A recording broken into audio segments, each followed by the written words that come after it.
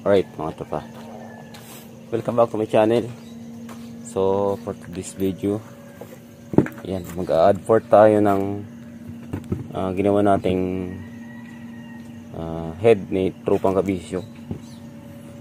Ito ay pinanglaro sa circuit, kaso nagkaroon ng problema sa kanyang plants, no, nawasak. So this time nag-upgrade siya ng konti. Yan, kulang talaga yung port. Nag-upgrade siya at yung kanyang motor ay ginawa niyang from 200 ata, ginawa niyang 238. So kapag ka ni-round off yun mga tropa is 250 na rin. Pero kapag sinukat, makikita sa sukat na 238cc pa lang. Yun, lalaki tayo ng konting-konti lang yung port para mahabol yung kanyang load, no. So medyo rush pa rin itong mga tropa, no, kasi medyo busy tayo ngayon. So singit-singit lang ito sa oras. Update na lang mga tropa kapag katapos na, no.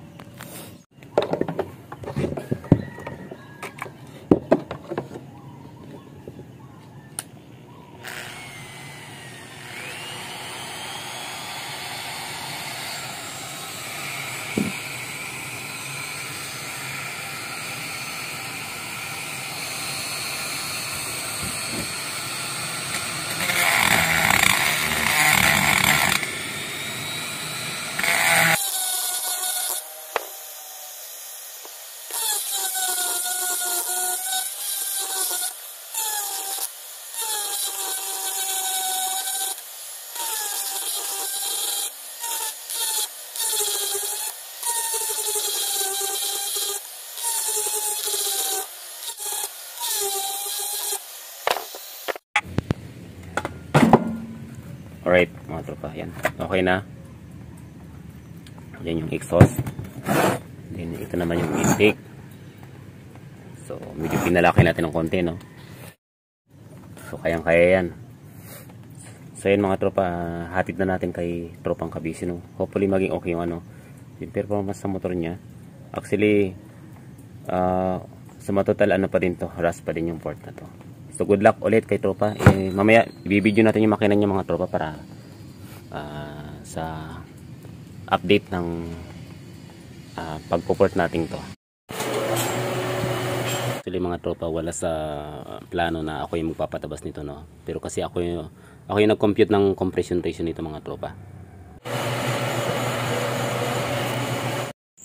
So yun mga tropa, pinatabasan na natin yun. Wala talaga sa plano na tayo magpapatabas niya, no. So maliit lang yung yun mga tropa, yung tabas niyan. Sobrang liit lang, nasa lang yan, 0.5, para saktuhan lang yung compression niya. So yun mga tropa, ito na nga pala yung makina, no. Originally Kabisyo 200cc na. So originally 200cc. I-declare ba natin yung specs? Wag na. Pwede. So pwedeng i-declare daw. So 67 yung piston. Nasukat ko na yan kahapon. Tapos yung stroke 62, no. So 238cc pag ni-round off. Tama ba? So ito siya, no. Wala pa tayong modify na nagagawa sa magneto. Stock pa rin. Pero hinahabol namin na na kailan ngayon date? Jules, 14-15. So ngayon ay 5.